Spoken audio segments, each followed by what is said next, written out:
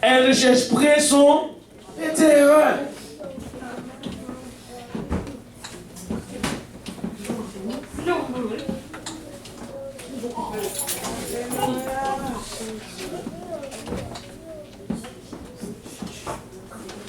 Elle ne suit point. Elle ne supporte point le mal. Elle ne se réjouit point. Normalement, quand quelque chose n'est pas bon, la charité ne va pas réjouir. L'amour ne va pas content de quelque chose de... Elle se réjouit de la vérité. Elle excuse tout. Hein? Là, vous dites, mais comment est-ce qu'elle excuse tout? C'est-à-dire, en d'autres termes, quand c'est le mal, elle va se retirer. Elle n'est pas dans le mal. Mais aussi, quand c'est le temps pour de venir demander pardon, oh, correct. L'amour va déposséder. Ici, on peut prendre ce mot de l'utiliser de deux façons. Quand c'est le mal, elle va se retirer. Mais quand c'est le temps aussi de venir, de présenter votre excuse, tu peux le faire. Amen. On peut l'expliquer ici, c'est correct, ça fonctionne dans ce temps. Quand c'est le mal, elle se retire. Elle s'excuse.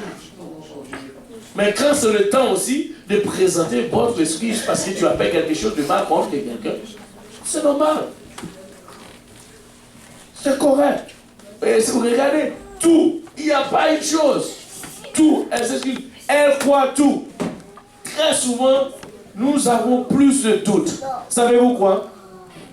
Ici, pour l'église de Montréal, il y a beaucoup de doutes. Il y en a qui disent c'est une église haïtienne seulement. Il y en a qui disent d'autres. Je vais demander à l'équipe d'évangélisation, quand tu sors, est-ce que tu évangélises seulement les haïtiens? Non. Mais qui amène les gens? C'est moi? Qui amène les gens? Mais c'est Dieu. Et si les autres nations ne sont pas encore venues, les haïtiens viennent. Qu'est-ce que vous faites? On les accueille, non? Amen. Si. Mais dis-moi, est-ce qu'il y a une autre nation qui vient ici, on le repousse? Non. Never. On ne veut pas quelqu'un commencer à avoir des idées préconçues. C'est l'église de Dieu. Amen. Dieu veut tout le monde. Dieu dit, il étend ses regards sur toute la terre. Et il va choisir un peuple qui doit porter son nom. Nous sommes ce peuple-là. Et Dieu nous envoie pour gagner son peuple. On évangélise, on sème. Quand le temps arrive, Dieu va amener son peuple. Amen. Mais ceux qui viennent d'abord avant, on va les accueillir. Amen. Il y en a d'autres qui là commencé à soulever la tête des gens. Oh, je n'aime pas. Et des fois, tu es haïtien, tu commences à dire, oh, je n'aime pas les haïtiens. Oh, là où se trouvent les haïtiens, il y a... Mais gloire à Dieu, il y a un Dieu qui aime tous les haïtiens. Et Dieu aime toutes les nations. Peu importe qui tu es, Dieu t'aime. Dieu t'aime. C'est ça notre Dieu. Et c'est l'église de Dieu. Nous voulons accueillir tout le monde. Il n'y a pas de réserve. D'ailleurs, qu'est-ce qu'on prêche ici? Comment? Est-ce qu'on parle seulement créole ici? Non, on prêche l'évangile. Il n'y avait pas. Anyway. Alléluia. Mais, et des fois, c'est juste cela. Et commencer à faire des idées et soulever les têtes des autres, pensant qu'ils ici. Non! Et des fois, et c'est là que tu dis que tu aimes. Où est l'amour de Dieu que tu aimes? C'est l'amour que le Saint-Esprit qui te dit c'est là. Anyway. Elle croit tout. C'est-à-dire, moi je crois toutes les nations vont venir ici. Par la vérité. Et c'est ce que la Bible dit. Nous sommes dans une église de Dieu. Ce n'est pas l'église de quoi? Il n'y a personne qui est...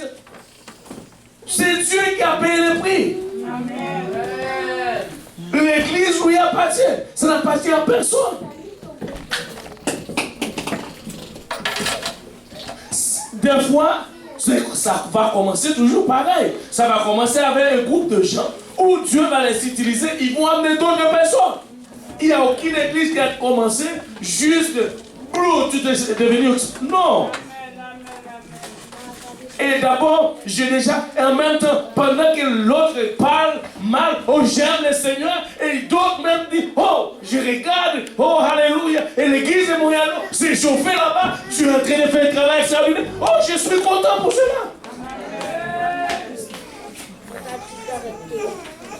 Et c'est pourquoi je veux exhorter tout le monde qui est à un ministère où Dieu te met à cœur de faire quelque chose, de venir soutenir l'œuvre de Montréal, non, peu importe la façon. C'est Dieu qui te met. Soutenir cette œuvre, c'est l'œuvre de Dieu. Il n'y a rien de mal dedans. J'aime le Seigneur. Et des fois, ce que les hommes prennent pour mauvais, Dieu prend, c'est ça que Dieu considère comme bon. Et ce que les hommes considèrent comme bon, Dieu le considère comme mauvais. Qu'est-ce que j'ai cherché là-bas? Anyway, bon. C'est juste. Voilà. Elle suppose. Pardon, là, c'est là où la clé. Elle espère tout, elle supporte tout. Non, il y a certaines choses que je ne peux pas supporter. La charité, ça dit, elle supporte tout. Qu'est-ce que tu me dis, pasteur? Est-ce que ça veut dire que tout mal qu'on m'a fait, je dois le supporter? Écoute, si tu es dans un moment où c'est bien seulement le mal, prie le Seigneur. Le Seigneur va faire un grand travail avec toi. C'est qu'il y a une grande porte qui est grandement ouverte devant toi. Patient tout simplement. Oui, une question.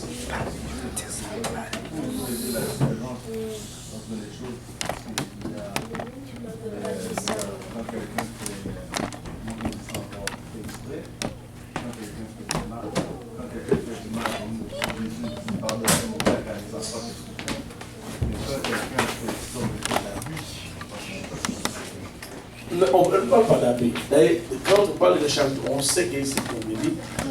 Je ne pense pas que si quelqu'un veut faire l'abus, ça, il va voir avec Dieu. Parce que normalement. Pardon? C'est ça que les gens font dans la chair. Mais c'est parce que, même, voilà notre responsabilité. Voilà. Quand je dis, nous devons le supporter, ils les font dans la chair. Alors nous allons prier pour eux, l'esprit qu'on a eu. Je vous dis sincèrement, tout homme est devenu méchant par rapport à l'esprit que nous avons reçu de nos grands-parents. C'est là où vient la méchanceté des hommes. Mais Dieu, dans la création, tu vois le verset, la Bible dit, c'est que Dieu a créé et l'homme a créé. J'ai un dicton. L'homme est né bon, la société la corrompt. L'homme est né mauvais, la société l'améliore. L'homme est né ni bon ni mauvais, comment ça fait? Mais la société, je sais pas, comment j'ai oublié le reste. C'est-à-dire, en d'autres termes, l'homme est né bon. Pourquoi? Parce que l'homme est créé bon, mais l'homme est né bon. Maintenant, pour juste pour faire venir ce que tu dis, c'est parce que nous avons une racine de méchanceté au fond de nos cœurs, au point que même si je te fais mal, je ne vois même pas, je vais continuer à te faire mal. C'est parce que dans nous avons une nature pécheresse où c'est méchanceté seulement. Et c'est pourquoi, quand on dit l'autre, je suis d'accord un peu avec celle qui dit l'homme est né mauvais, la société l'améliore. Là, je vais dire, par la société vient l'évangile ou la société, vous voyez, vient l'évangile. L'évangile, c'est la société quand même. Une partie de la société a reçu l'évangile. Maintenant, cet évangile commençait à propager par cette même société. Comme nous sommes quand même une société en train de propager l'évangile, quand quelqu'un qui rentre ici, ils vont vraiment écouter les bonnes paroles qui vont changer sa direction sur lui-même. Et c'est pourquoi là, je vais juste appuyer ce dicton. Il y en a un, celle qui dit l'homme est né bon, c'est la société qui le corrompt. Ça, je ne suis pas d'accord du tout, parce que l'homme est né mauvais.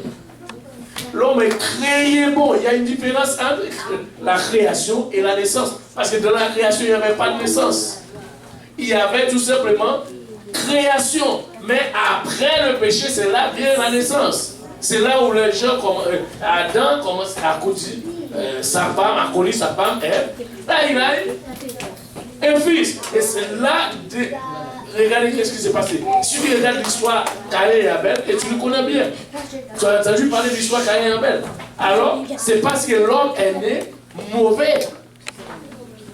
Parce qu'il n'y avait pas de mal. Adam et Ève n'étaient pas amenés ses enfants et commençaient à les enseigner comment faire le mal.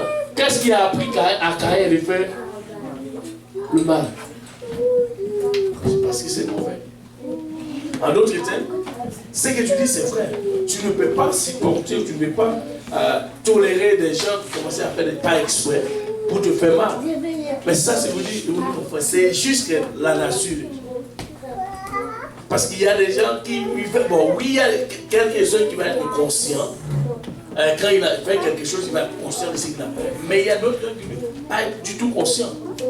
Il va le faire et il prend son plaisir d'abord à le faire. Ça, ce n'est pas ce qu'on est en train de dire. Pour cela, Non, c'est ça, je vous dis que la personne s'y fait quelque chose, une fois de pas correct, tu peux comprendre, parce qu'il n'a pas conscience. Mais s'il veut faire la même chose à quelqu'un d'autre, peut-être qu'il ne l'a pas fait à toi parce qu'il a vu que toi, tu comprends, tu as mis un thème, il a fait que tu n'es pas correct. Mais s'il le fait à quelqu'un d'autre encore, tu comprends, puis il voit que cette personne-là, ça ne nous pas rendu compte parce que les gens aiment ça, abuser, tu comprends, je veux dire. Il va continuer jusqu'à ce que cette personne-là, tu comprends, il fait une crise ou bien il fait quelque chose de méchant ou quoi que ce soit, tu comprends. ben c'est pourquoi on dit. C'est ça que je te dis que faut que tu fasses très attention à ces choses-là parce qu'il y a des gens qui font abus, puis il y a des gens, comme tu dis, comme Jésus-Christ l'a dit, pardonnez le Seigneur car ils ne savent pas qu'est-ce qu'ils font. Il y a des gens, c'est vrai, tu peux voir, tu ne sais pas qu'est-ce qu'il fait. Parce qu'automatiquement, quelqu'un qui a un problème mental, qui a un problème spirituel, qui a un problème de santé, ok, ça je peux comprendre. Mais quelqu'un qui fait du mal dans la chair, qui sait qu'il fait du mal, qui recommence la même chose encore, puis il joue avec ça, tu vois bien que cette personne-là, tu comprends, il est là spécialement même pour te faire du mal, même pour faire du mal. Ben, c'est pourquoi Dieu nous a dit, tu dois aimer quand même cette personne qui est en train de te faire le mal. Je vais te dire pourquoi. Tu l'aimes parce que tu aimes son âme. Mais tu as haï ses actions, ce qu'il est en train de faire. Si tu dois haïr cela, parce que Dieu nous aime. Malgré, en d'autres termes, c'est-à-dire, ce n'est pas, nous ne sommes pas là pour te dire tolérer. Ce n'est pas ça qu'on dit. Tolérer le mal. Ou, non. Nous sommes là pour te dire aimer les gens. D'ailleurs, c'est ceux qui sont mauvais que Dieu aime. Parce qu'il doit changer. Il doit changer. Ou quand tu vois quelqu'un qui veut faire le mal, tu pries constamment parce qu'il doit changer. Ce n'est pas la volonté de Dieu pour qu'il fasse ce qu'il est en train de faire. C'est parce qu'il y a l'ennemi qui est là tout simplement pour faire le mal. Je vais vous dire une chose. Il est vrai que nous donnons l'opportunité à l'ennemi. Mais lorsque nous donnons l'opportunité, qu'est-ce qu'il fait? Il va continuellement agir. Mais c'est-à-dire, je vais te dire, il y a trois choses par rapport à ce que tu dis. Il y a la volonté de l'homme, la volonté de Dieu et la volonté de l'ennemi.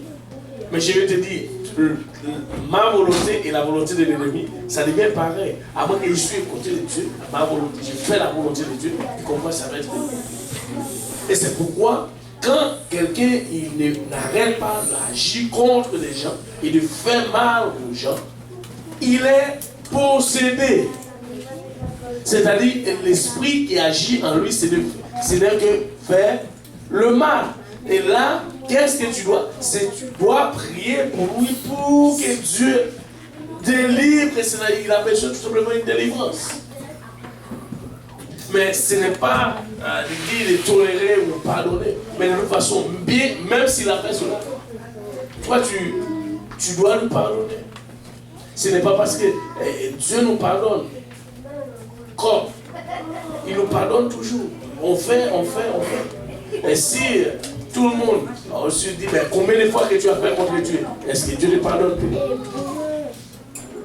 Moi, est-ce que Dieu me pardonne? Oui. C'est-à-dire, c'est cette attitude que la Bible dit, tel qu'il est, tel que nous sommes dans ce monde. En d'autres termes, nous sommes dans le monde pour montrer le monde comment il est. C'est-à-dire, au point que l'esprit ou bien la façon qu'ils sont en train d'agir, pour que ça s'arrête. Et c'est pourquoi nous sommes ici comme Église. Église est sur terre pour une seule raison. C'est de montrer les gens comment aimer ou bien comment cesser de faire le mal, aimer Dieu. Oui. penser ça, tout le monde de l'église, que le Seigneur va te pardonner si tu fais du mal. Il faut qu'on arrête de penser ça. Quel genre de Dieu qui c'est ça? Tu fais du mal, tu sais que tu continues à faire du mal, le Seigneur va te pardonner. Voyons, ça n'a pas de sens. Le Seigneur va te pardonner si tu n'as pas conscience. Tu comprends? C'est pas ta d'arme, tu comprends? Tes pécheresses, mais si tu as conscience de ce que tu fais, le Seigneur ne peut pas te pardonner. Il faut que nous, les gens de l'église, on se réveille une fois pour toutes. Tu comprends ce que je veux dire? Ok, c'est vrai que la personne qui est à côté de moi, je ne l'aime pas, mais je vais faire des efforts un jour ou l'autre pour le tolérer. Tu comprends? En priant du Seigneur, en faisant, je ne sais pas, de choses. Tu comprends? Mais il faut qu'on arrête de penser que je vais à l'église parce que je vais prier le Seigneur, puis en arrivant dehors, je vais vivre dans le bordel. Non. Et puis le Seigneur va me pardonner parce que je vais à l'église encore, puis je prie. Tu comprends? Il faut qu'on arrête de penser ça, les gens de l'église, que le Seigneur va nous pardonner tout le temps. Écoute, les pensées de l'église, ça doit être resté que Dieu reste toujours un Dieu de pardon. Mais nous ne sommes pas là pour te dire que Dieu te dit continuer, faire tout ce que tu veux faire, tout ce que tu veux faire. Non, parce que c'est parce qu'on enseigne. Et là, nous n'enseignons pas cela. C'est vrai, c'est difficile à pardonner quand Dieu nous demande, mais nous n'enseignons pas aux gens de ah, tu peux. Mais c'est comme si nous enseignons cela, nous allons arrêter de parler de l'évangile. Vous avez dit, comme on va prêcher comme ce qu'il dit, sauver. Ce n'est pas ça qu'on a prêché. Non. On est en train d'enseigner, si nous enseignons sur l'évangile, sur la repentance. D'ailleurs, comment est-ce que tu vas te repentir? Ou bien comment est-ce que... Parce que lorsque tu viens devant Dieu, tu demandes pardon, c'est-à-dire tu prends conscience de ton état, Dieu te pardonne. Et Dieu te donne son esprit maintenant pour t'aider à vivre pour lui. Et c'est ça que nous prêchons. Nous ne prêchons pas comme fais, et Dieu va te pardonner. Nous ne prêchons pas cela. Nous disons aux gens, ça c'est l'enseignement qu'on dit l'église. Par exemple, il y a une façon de faire, nous ne sommes pas en train de dire l'église, et nous ne donnons pas aussi la licence pour pécher. Point, loin de là, mon frère. On prêche l'évangile. Et l'évangile de Jésus-Christ, nous savons qui est Dieu. Dieu demeure dans la sainteté. Dieu haït les pécheurs, aimait le pécheur. Et quand nous donnons le verset qui dit que Dieu nous a aimés lorsque nous étions comment? Pécheurs. C'est ce que la Bible dit. Et c'est biblique. Mais il faut que tu reconnaisses d'abord ton état. Si tu fais sans écoutez, tu n'as pas conscience de tout ce que tu es en train de faire. Ce n'est pas de ce que nous sommes en train de dire.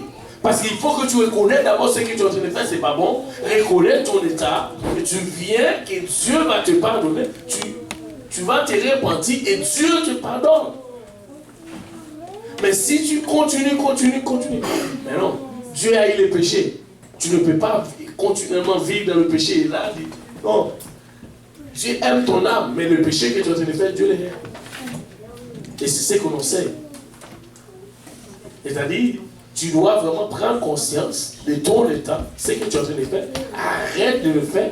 Et c'est pourquoi, très bientôt, on va parler sur la sanctification. Tu vas voir, mon frère. Et nous sommes en route, c'est juste un processus. Nous ne voulons pas enseigner les choses pour faire courir les gens. Mais l'Église de Dieu, d'ailleurs, c'est que Dieu ne va pas dans un endroit. Je vais te dire une chose. Quand Dieu rencontre un pécheur, quelque chose va se passer. Amen. Mais Dieu ne va... Souviens-toi, mon frère, femme adultère. Quand on l'amène devant Jésus-Christ, il y a toujours une condamnation. Devant les hommes prêts toujours à condamner. Jésus-Christ, qu'est-ce qu'il a fait? Je ne sais pas si c'était pour la première fois ou bien ce qu'il a fait. Mais Jésus-Christ a dit, c'est qui? C'est-à-dire, en d'autres termes, et après, qu'est-ce que Jésus-Christ lui dit? Va pécher. C'est-à-dire, c'est ce que nous sommes en train de dire. Ben, nous ne sommes pas là pour te dire, pêche comme tu veux, Dieu t'aime tout simplement. Non. Loin de là. Nous ne sommes pas ces gens de l'église. Non, nous sommes l'église de Jésus-Christ. Il aime le pécheur, haït le péché. Tu dois cesser de pécher et commencer à vivre comme... Je suis d'accord avec ton point. Très d'accord, mais nous ne sommes pas en train de prêcher cela. Dire aux gens, ça ce n'est pas notre mentalité. Ça c'est pour ceux qui peut-être ceux qui prêchent, accepter Jésus-Christ là où tu es, c'est fini. Ou bien tu es sauvé, peu importe où tu es. Non, non, non, ça c'est sauver. Nous ne sommes pas une église qui prêchait, qui dit sauver, sauver. Nous sommes prêchés un salut continu. C'est-à-dire, c'est tout un processus. C'est-à-dire, ça commence là. Tu te répands aujourd'hui, tu te fais baptiser au nom de Jésus-Christ, tu as reçu le Saint-Esprit. Si Jésus-Christ revient maintenant, pendant que tu appelles tout cela, tu es correct. Mais du temps que tu restes encore sur terre, nous allons prêcher sur la sanctification pour fourber cette âme. Parce qu'elle doit vivre, rester dans la sanctification. Et c'est ce que nous faisons comme église. D'accord? Je suis entièrement d'accord avec ton point. Parce que c'est clair. Et c'est pourquoi il dit nous ne donnons pas la licence aux gens pour pécher. Si nous prêchons cela, c'est comme si nous sommes en train de dire aux gens, pêche comme vous voulez. Et viens. Non, non, non. Arrête d'abord. Tu dois reconnaître d'abord ton état et tu arrêtes de vivre.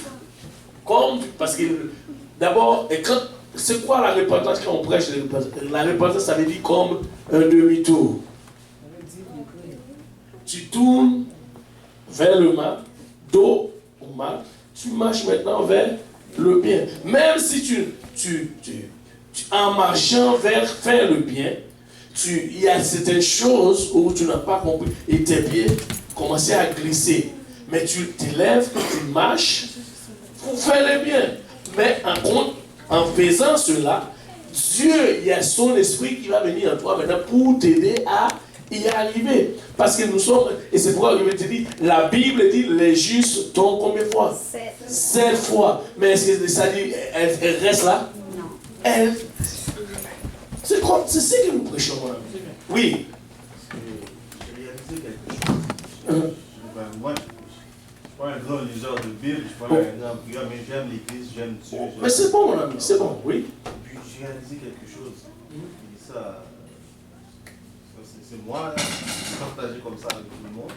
Parce que j'ai réalisé que Dieu, va plus te pardonner dans la chair que dans l'Esprit Saint. Vous savez pourquoi? C'est que même si tu es quelqu'un, tu fais du bien pour quelqu'un, devant la personne, il y a une expression qui dit Dieu seul me voit. Tu comprends?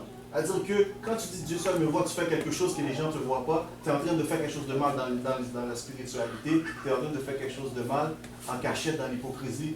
Et ça, Dieu n'accepte pas ces choses-là. Oh, voilà. Quand tu fais ça, c'est là que quand quelque chose te frappe, les gens disent « Oh, pauvre toi, mais pourtant il était quelqu'un de bien, il était gentil, il a fait ci, il a fait ça pour moi. » Oui, il a fait ci, il a fait ça pour toi dans la chair. Mais il ne l'a pas fait pour toi spirituellement. Tu comprends ce que je veux dire? Puis beaucoup de gens, ils pêchent spirituellement, mais c'est toi qui pêches spirituellement. À toutes les fois que tu te caches pour faire un péché, je sais pas moi, tu es un violeur, puis tu as amené toutes ces madames-là chez eux autres. Tu comprends? Puis tu ne l'as pas violé, mais pourtant tu es en train de violer, je sais pas moi, quelqu'un d'autre ailleurs. Tu comprends? Mais eux vont penser que tu es quelqu'un de bien parce que tu as fait l'œuvre dans la chair. Mais tu ne l'as pas fait dans la spiritualité. Eux autres ne savent pas, les gens ne savent pas que tu es un violeur, mais Dieu seul le sait que tu es un violeur. Et quand on te frappe, les gens ne savent pas pourquoi tu t'es fait frapper. Les gens ne savent pas pourquoi le Seigneur t'a frappé. Tu comprends? Parce que tu dois comprendre, il y a le frappé du Satan, il y a le frappé du Seigneur. Quand c'est Satan qui te frappe, le Seigneur va toujours te sortir du mal. Mais quand c'est le Seigneur qui te frappe, il dit, on va oublier ça. Ok, d'accord. Tu me suis? Oui. Si tu fais quelque chose dans l'hypocrisie, tu comprends, dans le mensonge, en arrière, en cachette, si c'est Dieu qui te frappe, oublie ça. Tu notes le verset. On parle de l'amour. Dieu est amour. Regardez comment c'est amour. Romains chapitre 10. L'amour est hypocrite. Regardez. Romains chapitre 13, 10. disais même, 13, là, mon 10. frère ici, je l'aime, mais je ne suis pas capable de Ce l'accepter n'est pas ça. dans son dos. 10, je me rappelle. Non, pas ça. Attends, je vais Romains 12. Attends, je vais revenir encore le même. Je viens de trouver le verset.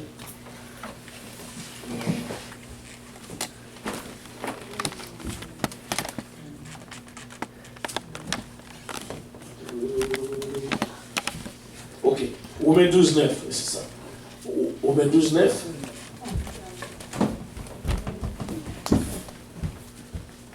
Donne-nous le verset 9. Voilà. C'est qu'on vient d'expliquer comme tu n'étais pas là. Et nous avons expliqué une autre histoire que tu n'étais pas là. Mais c'est clair. Alors, regardez, qui est la charité ou l'amour. Ouais. Soit sans hypocrisie. Et ensuite, regardez, ayez le mal, alors ouais, attachez-vous fortement. Okay. C'est-à-dire, l'amour de Dieu ne va pas te tolérer à faire le mal. Ce n'est pas Dieu. Et c'est pourquoi, si quelqu'un fait cela, je suis vraiment qu'il va frapper de Dieu. Et la majorité des gens vivent de cette façon, juste pour montrer aux gens. Mais au fond, ils vivent dans la chair. Dieu ne veut pas ça.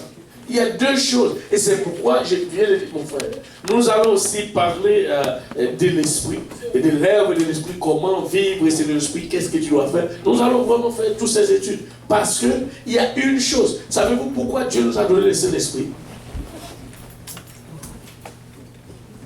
La Bible. Savez-vous pourquoi Dieu nous a donné le Saint-Esprit? La Bible. C'est juste pour... Parce que c'est le Saint-Esprit qui va... Avec c'est le Saint-Esprit de temps en temps qui nous dit, wow, ce que tu... Regarde, souviens-toi, ce qui tu es, ne fais pas ça. Et c'est pourquoi Dieu n'a... C'est ça que nous avons le Saint-Esprit pour nous guider dans la voie de Dieu. Et c'est pour ça que Dieu nous a donné le Saint-Esprit. Le Saint-Esprit, ce n'est pas seulement pour parler en langue. Le Saint-Esprit, c'est pour vivre pour Dieu. Parce que sans le Saint-Esprit, tu ne peux pas vivre pour Dieu. Et tu ne peux pas même faire. Qu'est-ce que tu peux faire d'ailleurs? Dieu est esprit, mais ça prend son esprit pour faire pour lui. C'est pourquoi j'avais dit ça, j'ai été avec Dieu. Avant tout, ça prend son esprit. Je vais te dire, dans la création, c'est le message, moi dans la création, avant que Dieu fasse quoi que ce soit, qu'est-ce que la Bible dit? Dieu, au commencement, Dieu créa les cieux et la terre. Regardez qu'est-ce qui était venu au deuxième verset. L'esprit de Dieu s'est mouvé. Avant que Dieu parle, il y a son esprit d'abord. Et c'est pour juste éviter le mal. Pour ne pas agir dans la chair. C'est pourquoi Dieu nous donne son esprit. C'est-à-dire, si tu... Il n'y a rien de mal de faire... parce que, je vais te dire une chose. Regardez encore. Éphésiens 2, le verset où tout le monde aime bien, mon frère. Mon Dieu, aujourd'hui, excusez-moi, mais il n'y a pas d'école de non. Il y a école demain. Oui. Oui, il y a école. Moi, j'ai école demain. Moi, j'ai école. Éphésiens 2, 8. Moi, j'ai école demain. Regardez ces choses que tout le monde aime. Ils aiment ces versets. Parce que on a regardé Aïe, aïe, ce soir.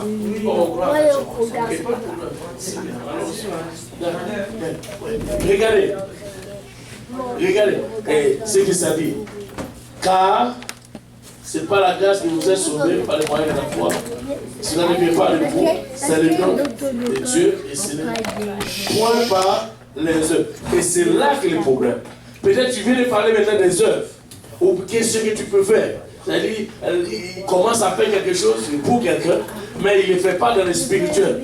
Mais il le fait tout simplement pour montrer aux gens, pour faire. Ça, c'est les œuvres.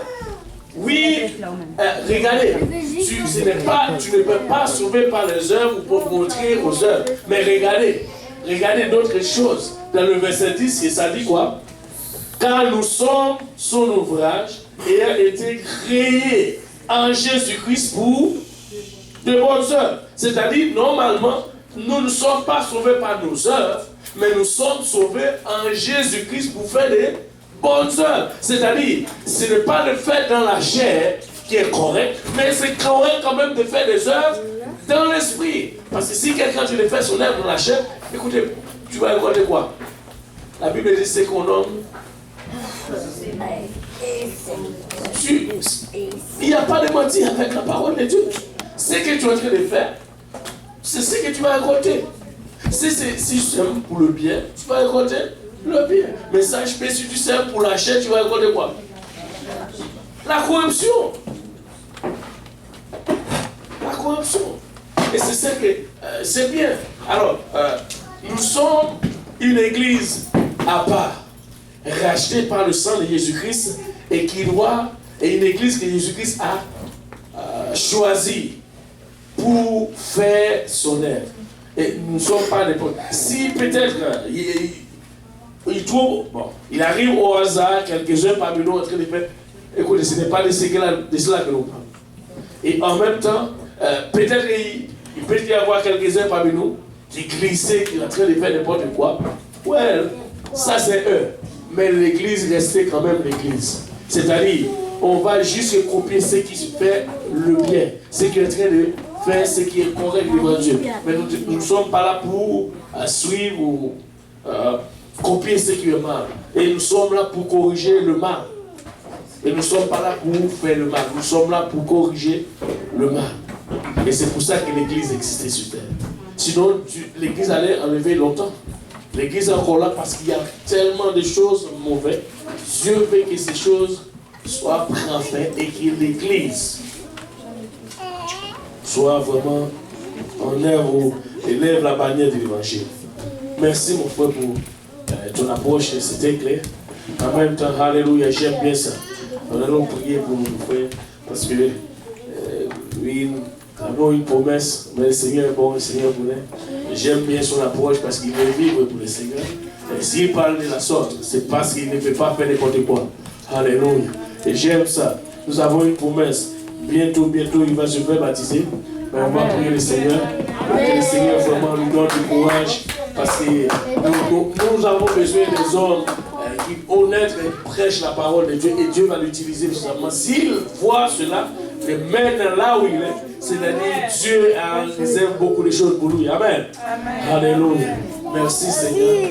Le frère, oui. Alléluia. Et c'est pourquoi c'est pas qui c'est. Où le frère il pense? Tu veux le faire pour toi? Regardez ça. Parce que je pense que c'est qui. Tous les types de frère. Il n'y a personne. Frère, oui. Non, personne. Ok, on va s'arranger sur voilà, et c'est correct. Maintenant, si on ne va pas rester comprendre. Si vous avez des questions, réservez-les pour écrire dans un bout papier pour la semaine prochaine. Et je vous dis, et c'est encore nécessaire, alléluia, et nous prêchons, ou nous voulons rester là, la repentance encore, alléluia, et c'est ouvert, et c'est clair. Et c'est la clé d'abord d'approcher de Dieu. Tu te répands. Et c'est pourquoi, alléluia, l'évangile, la Bible dit, le jour de la Pentecôte, alors c'était le jour que l'église a pris naissance. Et c'est que Pierre a prêché.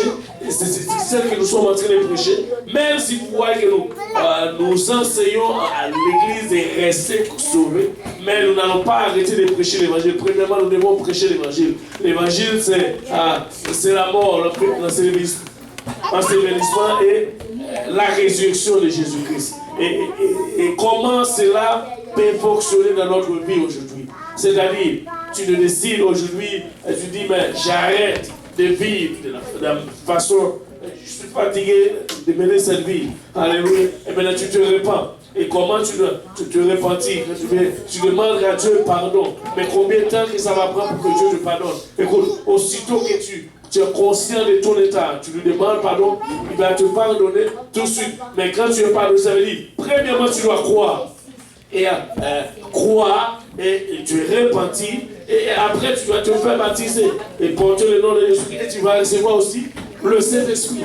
Et c'est ça l'évangile. Et c'est cet évangile que nous sommes en train de prêcher. Et là, c'est le salut. Mais le salut n'arrête pas là. Le salut a 3 étapes. Il y a le premier étape, c'est le salut a 3 étapes comme tu peux voir. Il y a le présent, pardon, il y a le passé, le présent et le futur. C'est-à-dire, le passé, c'est lorsque tu viens de repentir, tu te donnes ta vie au Seigneur, Dieu va effacer le passé.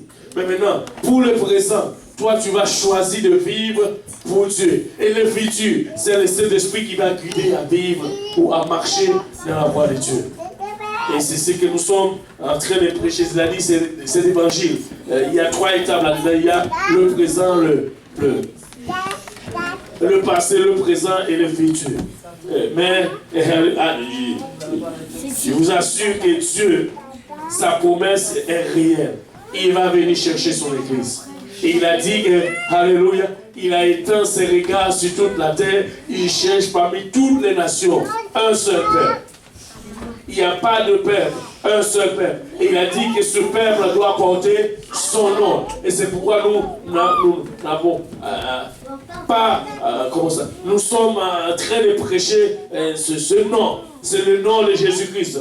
Tu dois recevoir le pardon au nom de Jésus-Christ. Le baptême au nom de Jésus-Christ. Pour guérir au nom de Jésus-Christ. Tout ce que tu as besoin, c'est au nom de Jésus-Christ. Et c'est pourquoi les gens pensent au contraire. Mais regardez, Dieu, il a jeté ses regards sur toutes les nations. Il y a plusieurs nations, mais le regard de Dieu est sur les nations. Il a choisi parmi les nations un seul peuple. Peu importe la langue, ta nationalité, ton rang social, ce n'est pas ce qui compte. Pour Dieu, pourvu que tu fais partie de son peuple.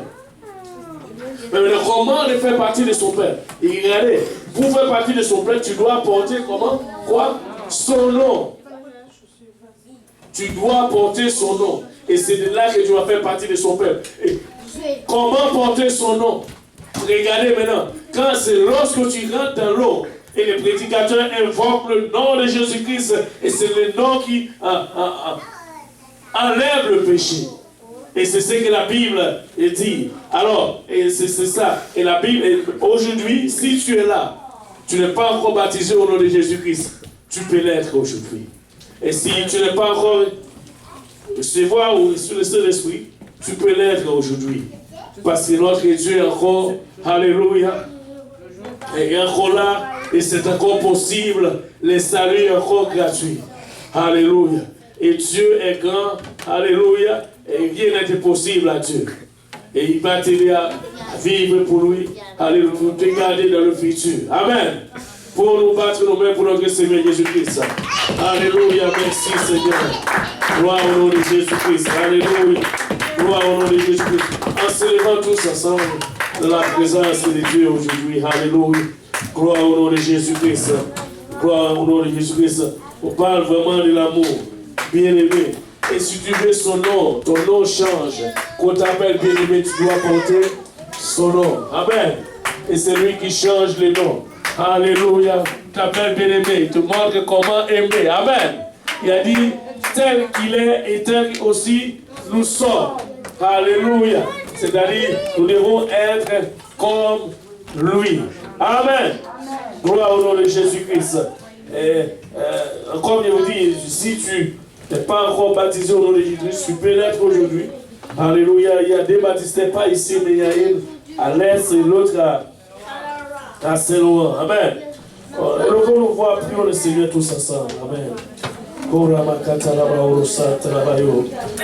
Merci Seigneur Jésus-Christ, Papa, pour ton amour. Papa, merci pour ta parole aujourd'hui. Merci d'avoir nous parlé, Seigneur, sincèrement. Nous sommes fidèles, Papa. Alléluia, Seigneur, nous reconnaissons, Papa, nos faiblesses, Seigneur. Mais, Papa, en même temps, ta grâce est là pour nous guider, Papa. Il a merci, Papa. Alléluia. Et nous te remercions, Papa, pour le restant de la soirée, Papa. Gardez-nous, Papa, encore une fois, Seigneur, jusqu'à ce que nous soyons conduits à voir, Seigneur Père. Avec tes enfants, Papa, chaque personne, Papa, qui sont ici, Papa, et ici sur le terre pour la voir, Seigneur, je prie que tu les gardes. Tu les conduis, Seigneur, de ta voix, Seigneur, que tu Ouvre ses yeux sur les choses, papa invisible. L'évangile que nous sommes en train de prêcher, papa, tu es fidèle à nous. Regardez-nous, papa, encore une fois, jusqu'à ce que tu viennes, Seigneur. Adoration, papa, réaction des grâces dans nos cœurs, Père, au nom de Jésus. Que tout le monde dise au nom de Jésus. Alléluia. Salut, vous les élèves.